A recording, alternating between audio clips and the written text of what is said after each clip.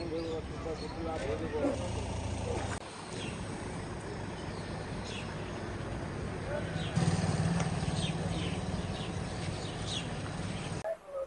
ইতিমধ্যে আমি আজি হুদু টাইম ছাত্ৰসন্থাই যি 12 ঘণ্টীয়া শিৱসাগৰ জিলা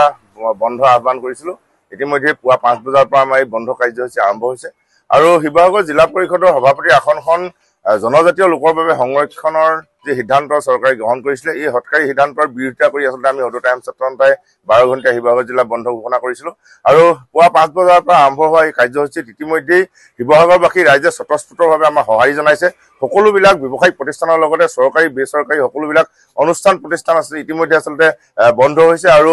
শিৱসাগৰবাসী ৰাইজে আচলতে যিধৰণে সঁহাৰি আগবঢ়াইছে আমি প্ৰথমতে আমি সকলো ৰাইজক আমি ধন্যবাদ জ্ঞাপন কৰিছো আৰু আমি আটাইচোৱে আচলতে বিশেষ যিবিলাক সেৱা আছিলে এই সেৱাবিলাক ইতিমধ্যে আমি ৰেহাই দিছো বুলি আমি কালিয়ে ঘোষণা কৰিছিলো আৰু লগতে যিহেতু শাওণ মাহৰ সোমবাৰ শিৱসাগৰ শিৱদৌলত আচলতে বলবমৰ যিসমূহ ভক্ত আহে সেই ভক্তসমূহ আচলতে হাজাৰ হাজাৰ ভক্তৰ ইয়াত সমাগম ঘটে। গতিকে আমি ধৰ্মীয় অনুভূতিৰ আৱেগ অনুভূতিৰ প্ৰতি আচলতে সঁহাৰি জনাই এই ভক্তসমূহৰ বাবে কিন্তু আমি ৰেহাই দিছিলো আৰু গতিকে ইতিমধ্যেই ভক্তসকলৰ ইয়াত সমাগম ঘটিছে। গতিকে তাৰ বাহিৰে আচলতে বাকী যিবিলাক সকলোবিলাক অনুষ্ঠান প্ৰতিষ্ঠানত বন্ধ আছে। গতিকে আমি পুনৰবাৰ সকলো ৰাইজক আমি আহ্বান জনাইছো যে শিৱসাগৰ ৰাইজৰ আৱেগ অনুভূতিক আঘাত অনাই যি এই হঠকাৰী সিদ্ধান্ত, এই সিদ্ধান্তৰ বিৰোধিতাৰে আপোনালোক সকলোৱে আমাক আজি এই বন্ধ কাৰ্যসূচী সফল ৰূপায়ণৰ ক্ষেত্ৰত সহযোগিতা আগবঢ়াওক। আমি